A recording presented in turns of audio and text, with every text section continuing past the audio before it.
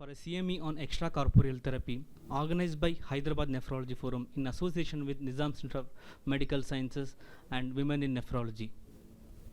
With the evolving science, extracorporeal therapies have become an integral part of patient care in ICU setup. It has significantly improved patient outcomes as well. We have a day lined up with brainstorming sessions to brush our basic concepts and clear our further knowledge on the extracorporeal therapy. Without any further delay, we would like to proceed with our first session of the day.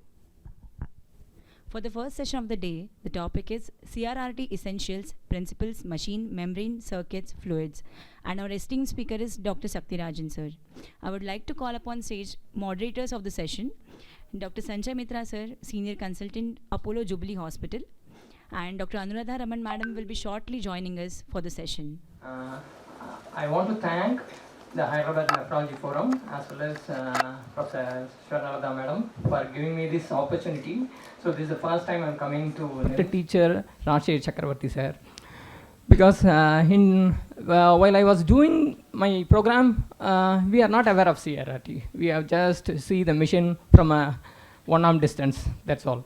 But only in 2014, after attending his very close quarters lectures with in AKE CRRT conference, he ignited the possibility of doing a CRRT in a government setup. And he encouraged us, and we started the program in MMC around 2015 to 2016. Me and my colleague, Dr. Dinesh, we both have a, we are indebted to you, sir. So for after a period of 7 years, we did somewhere around some 100 to 120 CRRTs. Yeah. But with this experience, after for the delivery of this talk, I revisited my basic knowledge. Then only I understood that so far I have done CRRT without reading properly. So only after this quite a good reading, I was able to understand the basic concepts of CRRT. So with this, so I don't know whether I will give you a good treat, and my aim is to not to confuse you or not to have a boredom, so that you have very downstream good lectures. Thank you. So I am representing this institute. So it is a 150 bedded hospital. We have 10 exclusive renal ICUs. So whenever somebody asks me which is better, CRRT or IST, I always remember the quote of George Orwell. So all animals are equal, but some are more equal than others. So in spite of so many trials saying that the intermittent hemodialysis, there is no big difference between intermittent hemodialysis and CRRT, why the critical care nephrologists still believe means it is this principle. We believe that CRRT is more equal than IST. So why it is so? So the challenges in critically ill. See, whenever we say the patient is critically ill, these are the basic things that would have been.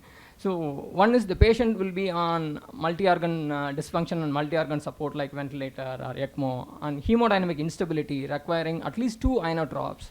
The infusion rate will be somewhere flowing around, drug infusion rate will be somewhere flowing around 20 to 30 ml per hour. And he'll be either on parenteral nutrition or enteral nutrition through an NG tube.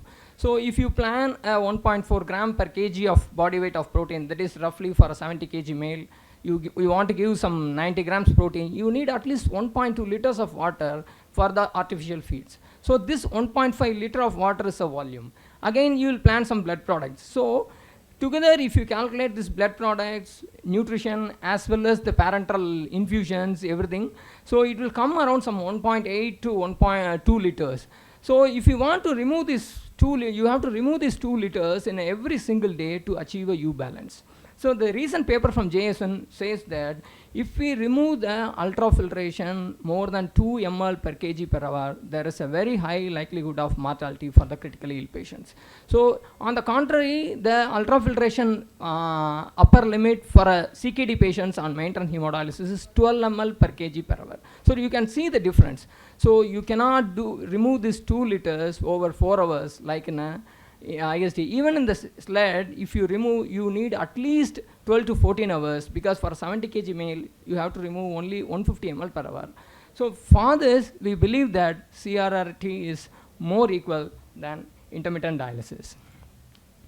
So my topic overview will be, see, I will be dealing with these principles, machine, membrane, circuits, and fluids of the CRRT.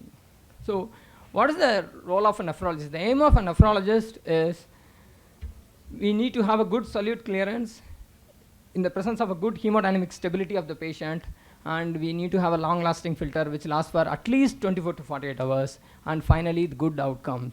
But all these balls are in the air, anything can miss at any time. That is the beauty of the CRRT, and this is the instability we feel. So the first, going into the solute transport. So the solutes in a solution, see, whenever it is not protein bound, it is not lipid bound, it behaves, it follows three different modes of transport. Either it goes along with the concentration gradient, that is diffusion. Second is whether it can move along with the solvent, that is water, to the other side, that is convection, or it can move along the electrical gradient, which is called electromigration.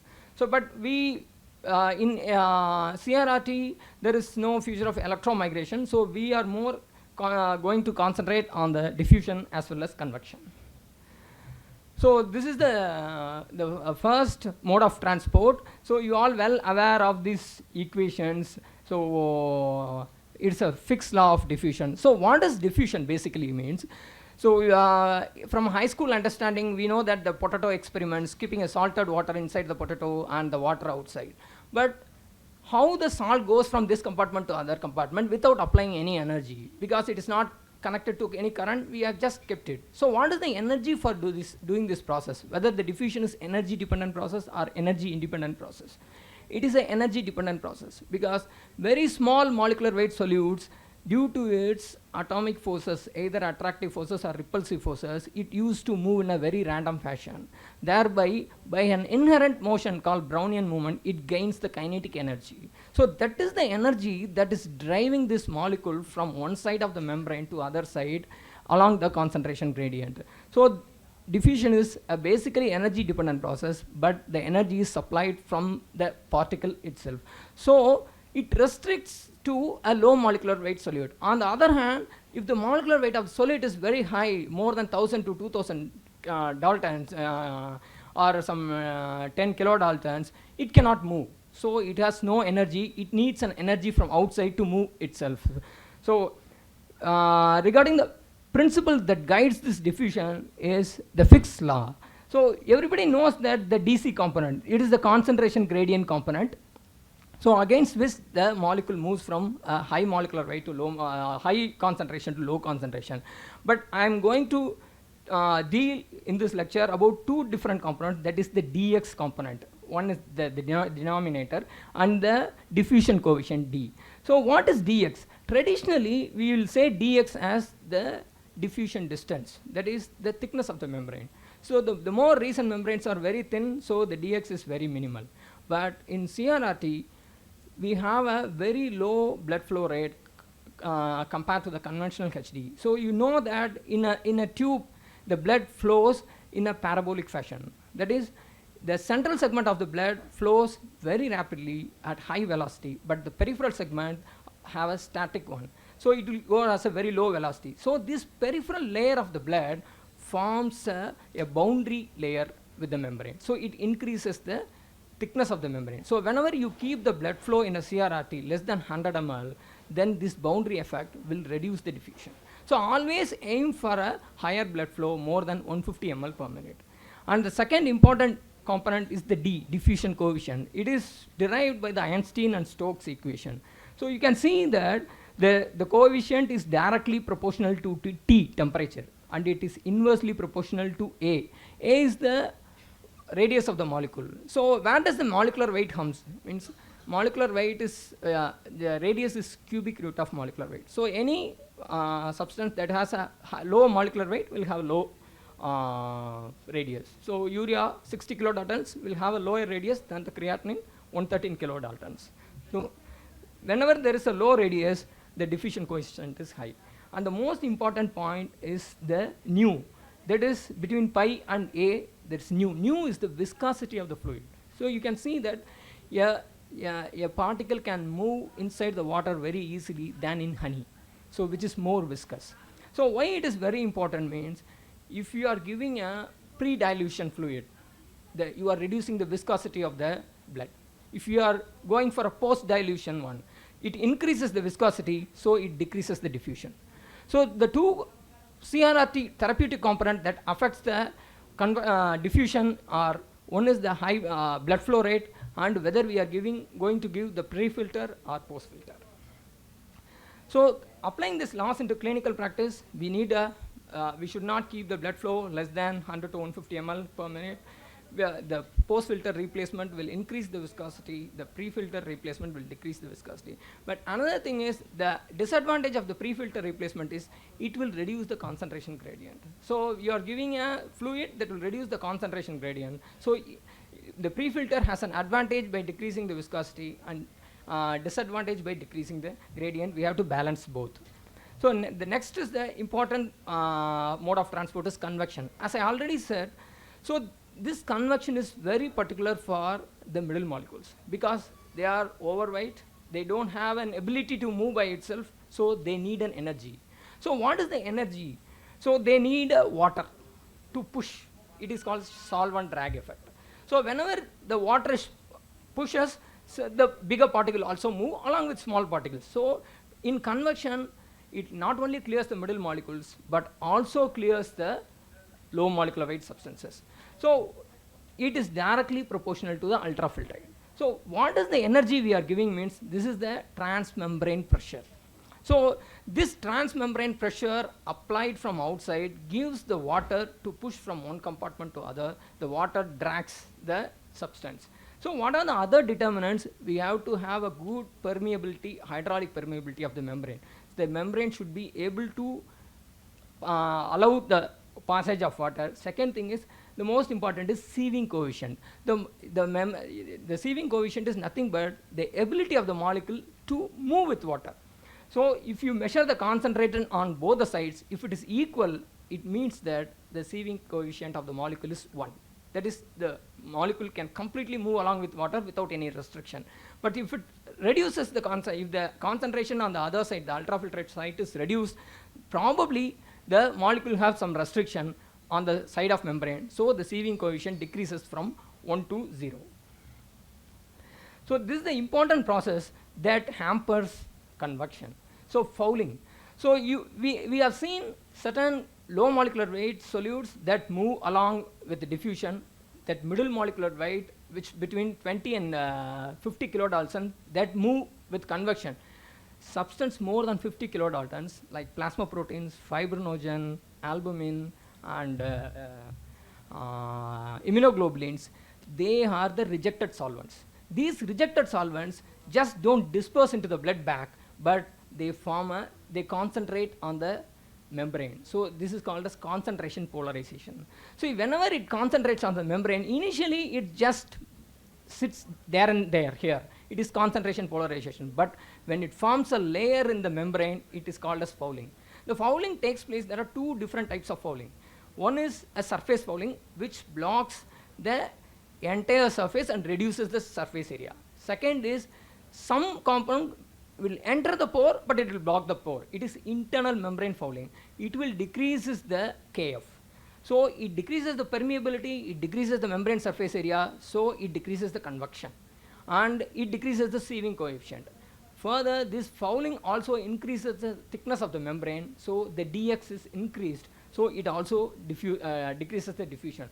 So this fouling is the biggest impediment in the clearance whenever the CRRT filters are run more than 12 to 24 hours.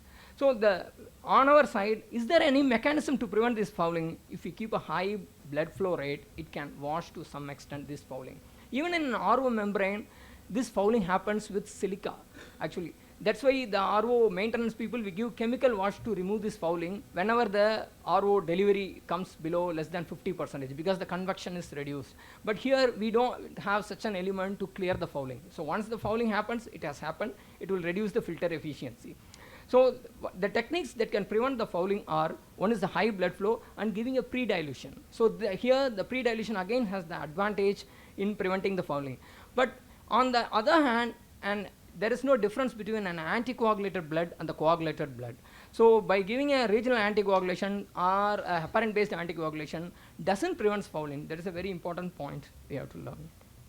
The most important, the third mechanism is adsorption. It is a very unique of the CRRT membranes. So usually there is a negative charge for this membranes from polysulfone to this CRRT membrane. This CRRT membrane is polyacrylonitriles. These have very high negative charges.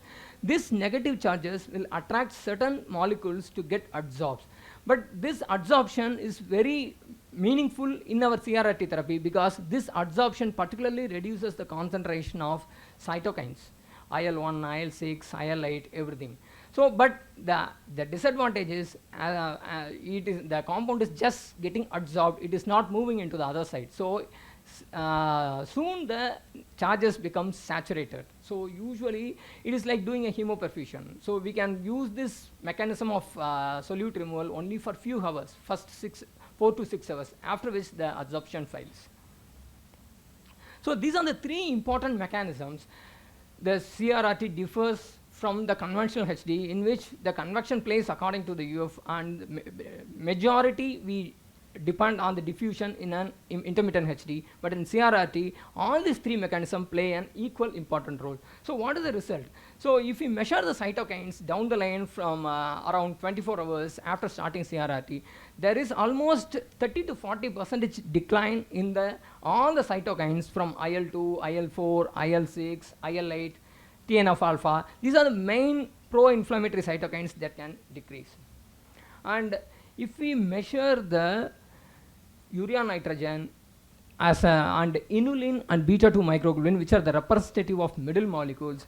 So this is the slide from nephrology forum from Ravi Mehta. I think every postgraduate would definitely need. It's a very nice paper in KA 2005. So if you consider a daily HD, SLED and CRRT all are equal, but if you see the time averaged concentration, the time averaged concentration of urea is very less with CRRT, but it is still comparable with SLED. But if you see the time averaged concentration of inulin as well as the beta 2 microglobulin, there is a big difference between both the two. So this is the advantage of CRRT. It removes the middle molecule, and we believe that the lot of cytokines and other molecules which play a crucial role in sepsis and other critically ill patients belong to this middle molecule. We want to give a clearance of this middle molecule. So after the three modes of transport, the important one is these terminologies in CRRT. What is filtration fraction? So physiologically, for a kidney, it is a GFR divided by renal plasma flow. Somewhere 125 divided by 625 ml, so somewhere it will be around 15 to 20%. But if you feed the data in the machine will give you a filtration fraction, some percentage. But this filtration fraction is always lower. So never believe the machine. That's why we have to keep the target below 20%, though the conventional recommendation is we can move up to 25%, but we have to keep below 20%. Why? If you see the formula for filtration fraction, there is ultrafiltration rate divided by, it's not QB, but it is QBW. That is actually, it is a blood plasma water. So we have to apply here the right hematocrit, that is the current hematocrit, to get a good the appropriate filtration fraction. As we start the therapy, two things that can cause inherent increase in filtration fraction, which the machine does not take into account. So it will just display the filtration fraction is stable because it is already decided by QUF by QB. You have given the blood flow rate as well as the ultrafiltration rate. Whenever there is a catheter dysfunction or there is a recirculation of the blood, the hematocrit component increases invariably without the knowledge of machine and without the knowledge of the treating physician. So the in vivo filtration fraction increases. And whenever you are giving the blood from outside into the CRRT circuit or other through the peripheral vein, you are increasing the hematocrit from the value you have entered. So whenever there is a loss of the blood, the hematocrit decreases, the filtration fraction decreases. So the visible filtration fraction from the machine is different. So always keep the filtration fraction around 20% to give a leverage of this in vivo changes for 5%, 5 to 10%. So whenever the filtration fraction increases more than 25%, the high likelihood of filter getting clotted. So the another terminology is clearance. This clearance is nothing but a simple formula UV by P. Volume is the urine in a conventional natural kidney, but here the volume is the effluent, total effluent. This total effluent is divided in ml per kg per hour. So what is the kg? Now we have to decide what is the body weight. So the machine will ask for a body weight. So mostly the technician will enter one body weight, X or Y, which we don't know. So the technician will see like this, okay, you put on 60 kg, okay, this is 70 kg, that's all. But there is no consensus over the weight so far, whether we should get admit a pre-admission weight or a admission weight or a ideal body weight or a current weight. So the recent article by Ashita Tolwani in the seminars in dialysis, they said that the consensus is current weight. Even though the volume is patient have an edematous patient, just enter the edematous weight. So this is where we are deviating from usually we always target the ideal weight in drugs, everything. But here we are going from the current weight. There is no edema free weight, which we are going to enter the weight that is present. So the most important is we have to, if there is a weighing cot in ICU, in your ICU, it is a better one, because the weight changes every day. You can change the weight in the CRRT machine every day, so that to assess the clearance accordingly. So the factors affecting the clearance, there are 3 important factors that affect the clearance. As I said already, the pre-dilution. So when you are giving a pre-replacement, you can think about if you are keeping a blood flow of 100 ml and you are giving a pre-dilution at the rate of 10 ml per minute and blood flow of 100 ml per minute, this 110 ml joins. So the blood represents 90% only. So if you divide 100 ml divided by 100 plus 10, 110, only 90%. This 90% only reflect with the dialysate, it will reflect with the net ultrafiltrate. That's why in calculating the clearance, the first simple formula is the effluent is made up of, if you are following a CVV HDF, that is you are doing a dialysis as well as hemofiltration, means you are giving a replacement fluid ml per hour and the dialysate ml per hour, and there is some net ultrafiltrate, some 200 ml or 100 ml per hour. So you have to simply add these 3 to get effluent volume. But this is not the straight mathematics. So if you do a pre-dilution correction, it will go only 90% from this value. So it will reduce by 10%. So next is fouling. As I already said, this fouling will reduce the sieving coefficient. So we assume that this effluent will have an urea concentration equal to the plasma urea concentration. So if it is not so, the effluent is coming, but the urea is not saturating with the effluent. So if you calculate the effluent urea nitrogen bar, that is FUN bar, the plasma or blood urea nitrogen. So if you calculate, if it is 1, the value won't change. If it is less than 1, the fouling has happened, the value will change. So the clearance will come down. So why it is very important is, if you apply this if you feed the every primary replacement fluid rate, everything you will be seeing in the due course of this workshop in the machine. So the machine will give the filtration rate right now 40 ml per hour, like that. So you will also be happy, okay, we have given a good prescription, but that is not so. The in vivo is different. So we have to do a pre-dilution correction, and we have to check for fouling by doing a BUN for FUN every 12 hours to assess the degree of fouling of the membranes. And third is the downtime. See, this is the most important, particularly in a early unit, which is just now establishing CRRT. It will have machine alarms, filter clotting, and patient may require some investigations, or patient may be shifted to some radiological investigations. This downtime should be calculated. That is very important. So the new way of calculating the clearance is to calculate the time average delivered dose. So what we see in the prescription of the machine is, it is the prescribed dose, but that is far different from the time average delivered dose. So we see an example. So it is a 60 kg woman. We are planning to do a CVV HDF, QB of 200 ml per minute, 1 liter dialysate per hour, and 1 liter pre-filter replacement per hour, and a net UF of 200 ml per hour. So you are starting the therapy at 6 o'clock. At the end of 7 o'clock, you see the machine will say what is the effluent volume delivered. You write the effluent volume in your CRRT chart and divide it by 60 kg. So you will give a clearance 36 ml. It may differ to some extent from the machine because we have set at 2200 ml, but here the 10 ml is reduced. The next hour, the machine will say now the effluent rate is only 2150 ml. So again calculate for that 1 hour. The third hour, due to alarms, you have stopped the machine. After 15 minutes, the machine is not running due to access problem. So it's a difficult issue. So the running time is only 20 minutes. The machine will say the effluent volume is 575 ml. So calculate that 15 minute clearance, that is only during that hour only 9.5 ml kg per hour. So this time average delivered dose means you calculate all the three, you add all the three divided by 3 hours. So on an average, the patient has received only 27 ml, not 36 ml. If you give an additional correction for pre-dilution, it is 24.3 ml. So you can now find the difference between 36 ml and 24 ml. So this is what happens in vivo in CRRT. So you should calculate, normally in calculating the ultrafiltration, we used to calculate the every 6 hours. Every 6 hours, we will assess the fluid intake outside the CRRT circuit and fluid output outside the CRRT circuit, and we will balance the ultrafiltrate rate.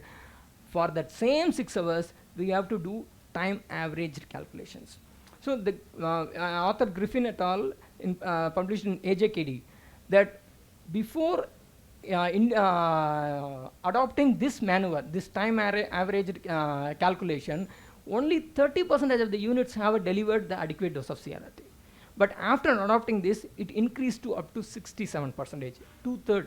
So never think that the machine has given effluent clearance and that is going to, the patient is going to receive that. So we have to calculate at the end of every 6 hours, and we have to adjust the prescription to titrate the ideal need. So this is the same opinion given by Professor Ravi Mehta on the 2 different trials. We know that this renal and ATN is a very big RCTs. Both have included more than 1,000 patients. So they compared the volume between the effluent volume between low intense group 20 to 25 ml and the high intense group 35 to 40 ml. So you can see the shaded area between these two. So they take only the prescribed value clearance. They didn't adopt for this time averaged value. So there is no difference between the shaded value. There is no mix of, there is no mix between the two groups. That's what their assumption is. But according to Ravi Mehta, the prescribed one and delivered one are different. So the lower quartiles of the higher dose and the higher quartiles of the lower dose will have a mix. So it may influence the results. So he suggests that the delivered dose should be taken into account in devising the trials rather than the prescription dose. And the delivered dose should be individualized. Suppose the patient is in hyperammonemia, patient is in hypercatabolic state like acute pancreatitis, burns, or polytrauma, he needs a higher dose of CRRT. So it has to be based on the time averaged dose as well as the individual patient need rather than the fixed dose. But the current KDIGO recommendation is the prescribed dose should be around 10% higher, that is 25 to 30 ml per kg per hour, and the delivered dose should be 20 to 25 ml per kg per hour. So that is the delivered dose according to the KDIGO. So this is just an initial principle of CRRT. So we have seen 3 modes of transport and how to measure the filtration fraction and how to assess the clearance. And last but not the least, this is thermal energy loss. So what is that? It is not a molecule, it doesn't, but it diffuses.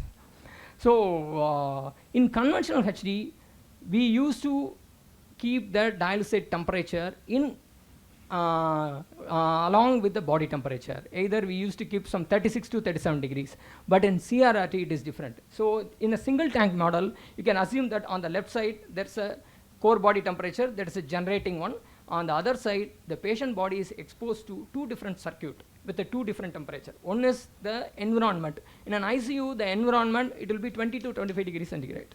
So another one is the dialysate one. So the dialysis circuit. In the dialysis circuit, you are giving a dialysate as well as replacement fluid. Both are hanging in the same environment. So ultimately, the patient will be losing this thermal energy. So they will be going for the negative thermal energy, so which is often unmeasured, and there has a predisposition for hypothermia.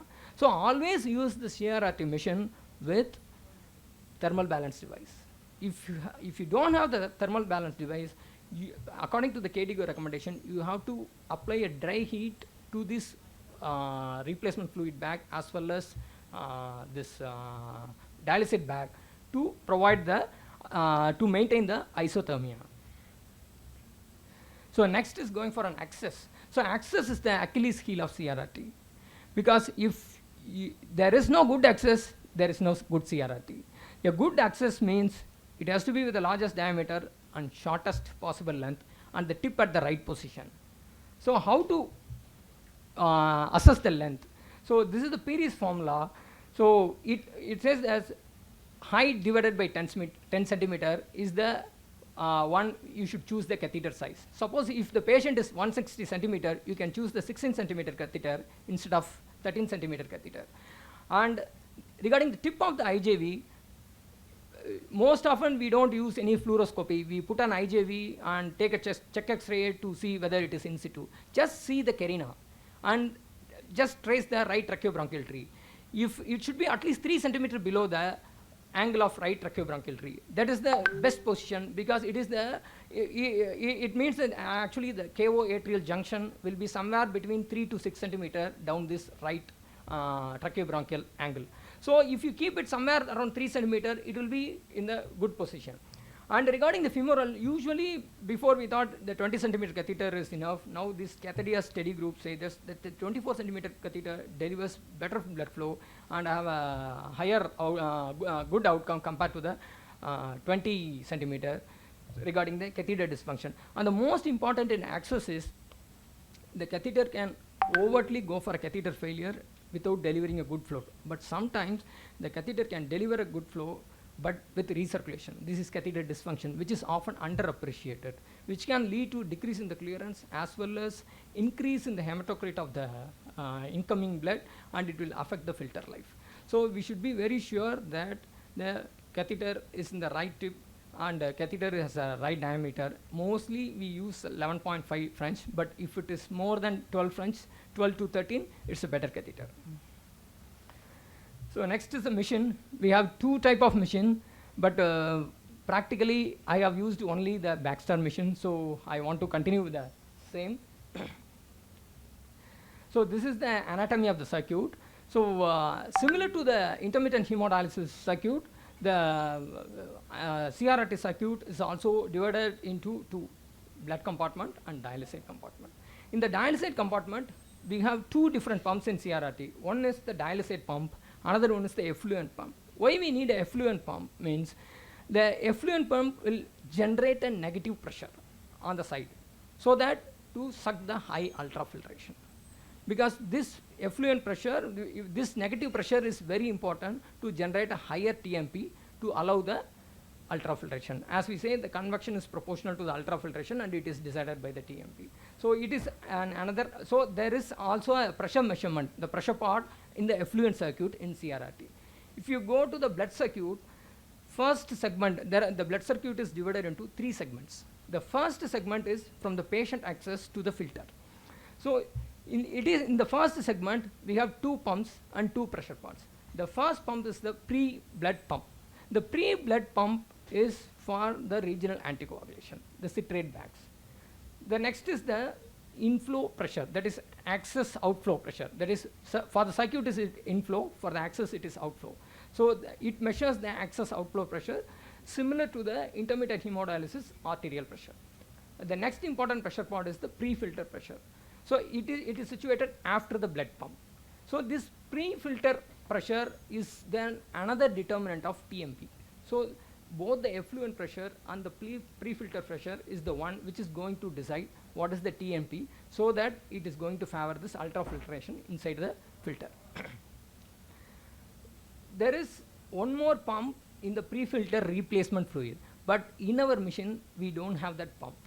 So it is not in the Indian machines, we don't have this pump.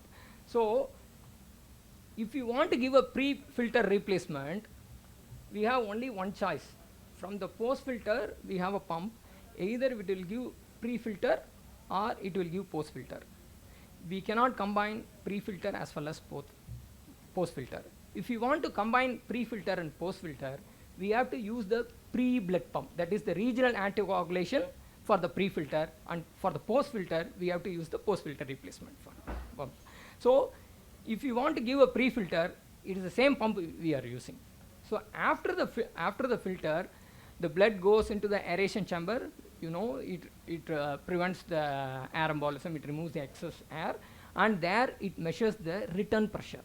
So what is the difference, what is the pressure that is lost inside the filter is compared to the pre-filter pressure, the return pressure is lesser. Then the blood enters the patient circuit. So it has 4 pumps and 4 pressure measurements. So this is the screen.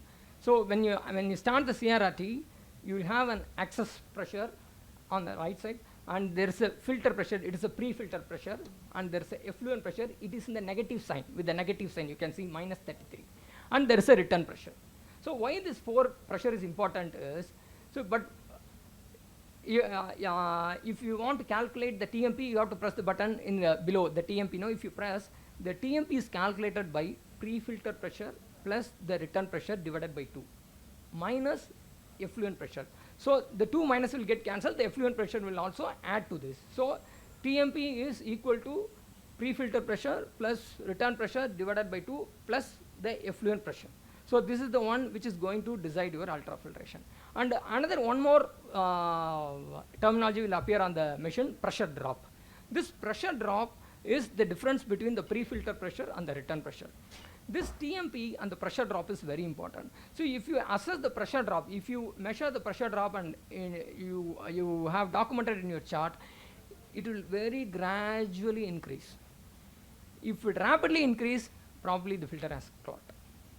If it is gradually increasing, the filter is going for fouling. So when you assess these pressures during the therapy, so if you have very good access, you can see that the access outflow pressure, AOP, and the RIP, that is return inflow pressure, don't change at all. So one of the pressures that are amenable to change during the therapy is, one is the TMP. You can see up to 20 hours there is a very gradual increase from 100 to 150. After the 26th hour there is a steep increase in TMP, which indicates that the filter is getting clotted. So soon the filter will lose its life. Similarly, if you see the effluent pressure, it has become more and more negative. The TMP is going on the steeper side on the above, and the effluent pressure is going, the yellow line is going on the below. So you have to watch for these 2 pressures. So what are the pressures we have to watch? All the 5 pressures, but the 3 pressures which you have to watch is access outflow pressure, TMP, and the effluent pressure and pressure drop. So any access pressure, if it is more than 200 millimeters of mercury, or if the TMP is more than 150, it predicts that we are going to lose the filter at any point of time. We should be ready for a filter exchange. We should be to reduce the downtime. So next is the membrane. So this CRRT membrane is a very unique membrane, because you know very well that the earlier membranes, the cellulose acetate, is so hydrophilic. It favors very much diffusion, but it is not biocompatible.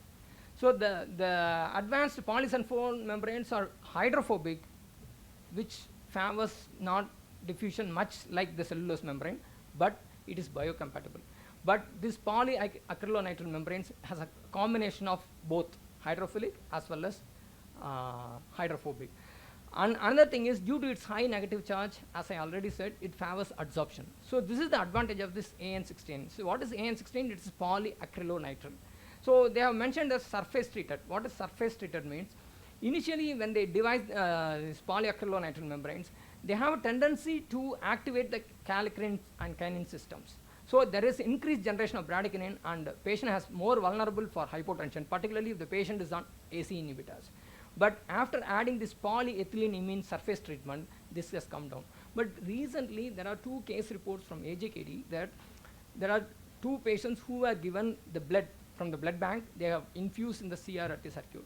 So both have precipitated a profound hypotension. They say that the blood from the blood bank has a lower pH. So this mechanism is pH dependent. So whenever we are giving a lower pH fluid, it again triggered this canines. So the patient gone in for hypotension. So it is better to avoid blood priming or giving blood in the CRRT circuit. Next is coming to the solutions. So this is the variety of solutions that is available in the West. So with various potassium concentration, 0K, 2K, 4K, and various calcium concentrations. But if we come to India, we have only one solution. It is a global south phenomenon. So 0. So there is no glucose, no potassium, no phosphate. So why it is very relevant means the critically ill patients are more prone for hypoglycemia. Second is they can also be more prone for hypophosphatemia. In all these trials, if you go and see the paper read in depth, the incidence of hypophosphatemia is nearly 50 to 60%, because patient will be on ventilator. This phosphate will not allow the weaning from the ventilator. So you have to do the serum phosphate levels daily and potassium at least 6 to 12 hours. And if you have a patient have a tendency to for hypoglycemia, you should give a separate glucose line with 50D infusions. On the other hand, this is the Fresenius solutions. They have 3 options. And advantage, 3 options for potassium 0, 2, and 4. All the 3 are available in India, and all the 3 bags have glucose, 100 milligram per deciliter. That is another advantage. And if you see the bicarbonate, that is 32 in the Prismosol and 35 here. Why we need a higher bicarbonate? Because the serum value is somewhere around 24. Why we need a higher bicarbonate in CRRT? Because in CRRT, we are doing diffusion as well as convection. So this convection, the sieving coefficient of bicarb is 1. So for every liter, we are removing nearly 25 milliequivalents of bicarb. So they are more prone for acidosis in the initial hours. So we need a higher bicarb, and if the patient has a very severe acidosis, sometimes they may need an exogenous administration of bicarb through other circuits, because in the CRRT, there might be a delay in the correction of acidosis in the initial hours. So in the final conclusion, combining the diffusion and the convection balances the clearance and stability. We need a higher blood flow rate, aim for higher blood flow rate around 200 ml. The pre-dilution helps in longer filter half-life. If you want to lower the blood flow rate, what is the rule of thumb? Means it should not be less than 2.5 times the dialysate flow rate or 6 times the replacement flow rate. It is the lowest blood flow rate you can keep. And calculate the Fun bar bun ratio every 12 hours, and try to incorporate the time averaged clearance, and watch for access outflow pressure and TMP every hour. Monitor glucose, sodium, potassium, and phosphate. And in the presence of severe acidosis, do a repeat ABG to because the acidosis may not correct as far as intermittent HT. So thank you.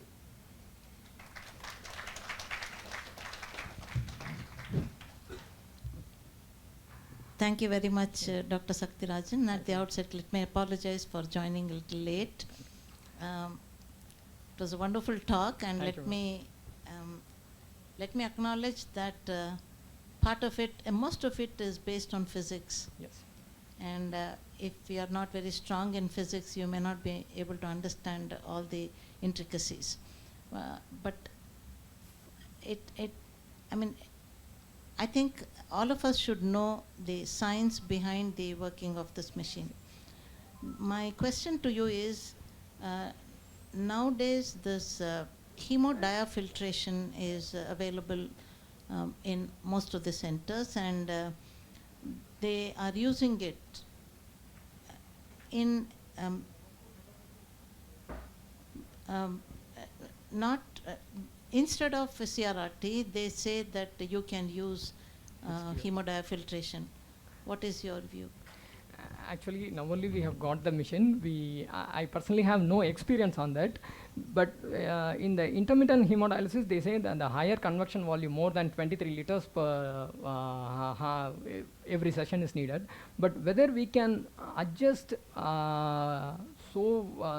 low volume like this, low dialysate rate, whether we can give, and low ultrafiltration, whether it's yet to be seen. I don't have any personal experience on the machine. Yeah. The online hemodiafiltration machine is the 5008. You can go to a dialysate flow as low as 100 ml per minute. That's the lowest flow you can go. As far as replacement fluid, there is also an auto flow function. So if your axis is not giving you sufficient flow, you can choose auto flow. You can choose an auto flow factor, say 1.2, 1.5. So dialysate does not get wasted. If you choose 1.2 and your blood flow is 150, the dialysate flow will automatically be set at 180. So dialysate wastage does not happen, and you can give your replacement fluid either pre or post.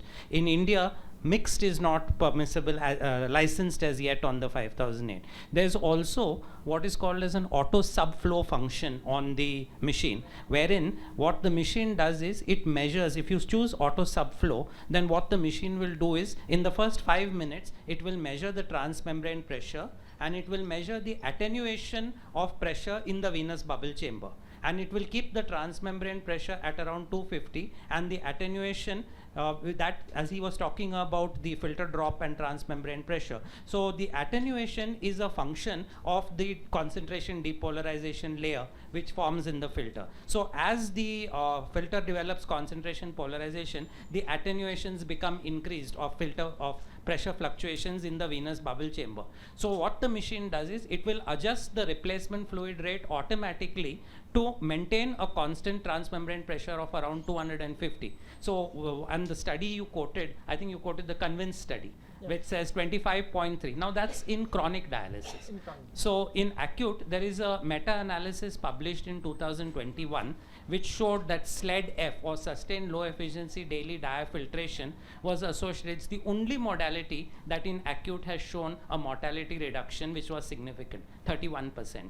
So that studies, that meta-analysis published is by Zhang, and they've compared all the 9 modalities: the continuous modalities, peritoneal dialysis, intermittent hemodialysis, SLED, and SLED-F as it's called. So I use a lot of it. The cost drops dramatically. It costs about 4,000 rupees a day, whereas CRRT is about 40,000 rupees a day. Thank you, sir. Thank you, Dr. for Rubo. sharing your experience. And another difference is like hemodiafiltration, we're using it for, as a maintenance hemodialysis patients who are like, not hemodynamically stable, or for better clearance of the middle molecules. But CRRT you're using for critically ill patients throughout the 24 hours. We are continuing the procedure or beyond that. Hemodiafiltration, though the principles are the same, both we are actually is a convection clearance only. We remove around somewhere around 20 liters plus and minus. Here we are moving it only 4 hours. For CRRT we are doing it continuously for 24 hours. We are we are trying to remove the convective clearance of the conductive volume of around 20 to 24 liters. So that is the procedure difference, and the indication is also different.